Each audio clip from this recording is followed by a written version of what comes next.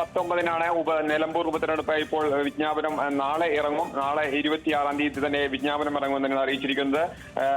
23-ാം തീയതി ജൂൺ 23-നാണ് തെരഞ്ഞെടുപ്പ് ഫലപ്രഖ്യാപനവും എന്നുള്ളതാണ് ഇപ്പോൾ തെരഞ്ഞെടുപ്പ് കമ്മീഷൻ അറിയിച്ചിരിക്കുന്നത്.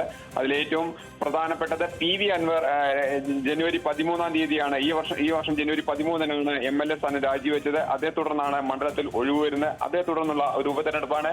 ഏറെ നീണ്ടുപോകുന്നു എന്നുള്ള ആക്ഷേപം ഉയർന്നിരുന്നു. അതിനിടയിലാണ് ഇപ്പോൾ വളരെ പെട്ടെന്ന് ജൂൺ 19-ന് ഉപതെരഞ്ഞെടുപ്പ് എന്നുള്ള രീതിയിൽ തെരഞ്ഞെടുപ്പ് കമ്മീഷൻ തന്നെ പ്രഖ്യാപനം നടത്തിയിരിക്കുന്നത്.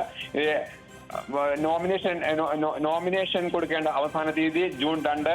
ഒപ്പം തന്നെ അതിന്റെ സൂക്ഷ്മ പരിശോധന ജൂൺ 3-നും നോമിനേഷൻ പിൻവലിക്കാനുള്ള അവസാന തീയതി ജൂൺ 5-ഉം എന്നതാണ് ഇപ്പോൾ തെരഞ്ഞെടുപ്പ് കമ്മീഷൻ പറഞ്ഞിരിക്കുന്നത്. അതായത് ജൂൺ 19 ഒരു മാസം പോലുമില്ല തെരഞ്ഞെടുപ്പിന് എന്നതാണ് ഏറ്റവും പ്രധാനപ്പെട്ടത്.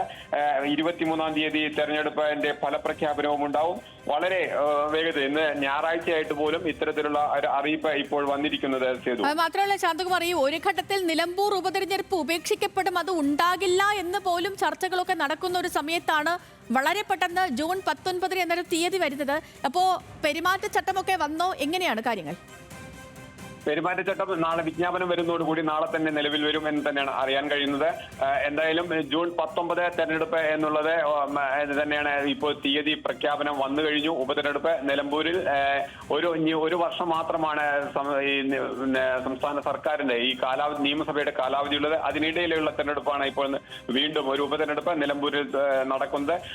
കഴിഞ്ഞ ഏതാനും മാസങ്ങളായി ഈ തെരഞ്ഞെടുപ്പ് നടക്കുമോ എന്നുള്ള ചർച്ചകൾ തുടർന്നിരുന്നു. അതിനിടെ പഹൽഗാം ആക്രമണവുമായി ബന്ധപ്പെട്ട് അത് ഇനി തെരഞ്ഞെടുപ്പ് ഉണ്ടാവില്ല എന്നുള്ള ചർച്ചയും അതിനൊപ്പം തന്നെ വരികയുണ്ടായി.